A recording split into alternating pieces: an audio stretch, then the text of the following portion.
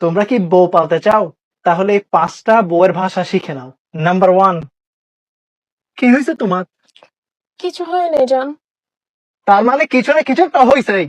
তোমাকে আরো 3-4 বার জিজ্ঞেস করতে হবে কি হয়েছে, এরপর তোমাকে 10 ঘন্টার একটা কাহিনী বলবে। আর কথাটা যদি তোমাকে নিয়ে হয় তাহলে 10 বছর আগে কি করছো সেগুলো উঠে আসবে। ভাষা নাম্বার 2, আমি তোমাকে বার্থডে গিফট হিসেবে টাকা দিয়ে দিব, তুমি কিছু কিনে নিও যেটা ইচ্ছে সেটা।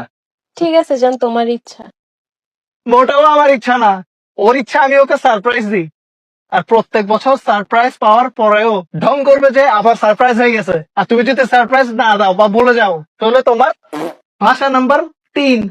আমার ভাই বুঝছো, ও ফোন টোন রিসিভ করতেছে না আজকাল, কথাবার্তাও শুনতেছে না। কবে যে বুঝবে, কবে যে একটু মেচুর হবে কি জানি। কিচ্ছু বলিও না, ওদের পারিবারিক মামলায় টাং লাড়ালে টাং লেড়ে যাবে। কিচ্ছু বলবা না, ওরা ভাই বোন ঠিক হয়ে যাবে। এরপর তুমি কি বলছো সেটা নিয়ে তোমাকে সারা জীবন গুঁতাবে। ভাষা নাম্বার 4।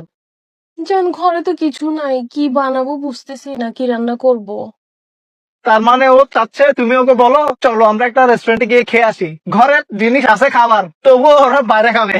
ভাষা নাম্বার 5, অমুক ভাইয়ার তো বিয়ে প্রোগ্রাম, তুমি কিছু কিনবা না? শাড়ি, গাড়ি, দাড়ি? না জান, শুধু শুধু টাকা নষ্ট করে লাভ আছে? এটাতে খুশি হয়ে যাইও না, সেদিন গিয়ে কিছু একটা কিনে নিও, নাহলে প্রোগ্রামের দিন কান্না করে করে বলবে যে আমার তো পড়ার কিচ্ছু নাই, তুমি তো কিচ্ছু কিনে দাও নাই। জান কিচ্ছু ভালো লাগতেছে না, আমাকে একটু একা ছেড়ে দাও তো প্লিজ। বোনাস টিপ, যেরকম একা ছেড়ে যাওয়ার কথা বলে একদম একা ছাড়বা না, নাহলে ও একা রুমে গিয়ে বান্ধবীকে ফোন দিয়ে তোমার নামে বদনামি করবে।